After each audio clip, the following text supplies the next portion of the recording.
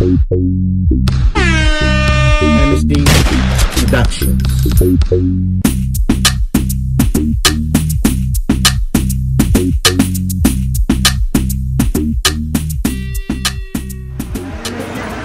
Hello, MSD bowlers! Our fourth game just ended, and let's congratulate the team underdog with 91 points. And our best bowler for tonight is Mr.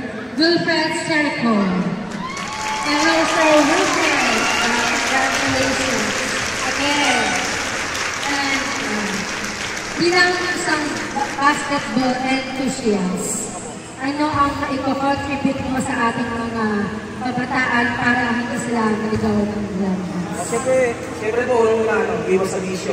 Talagang nandun kami. Tapos, unang Panginoon, tapos dedication, yun lang. Sipag. Ayan, para maging basketball player talaga. Thank you for your answer, Mr. Wilfred Serico, and congratulations again. And congratulations again to the team underdog.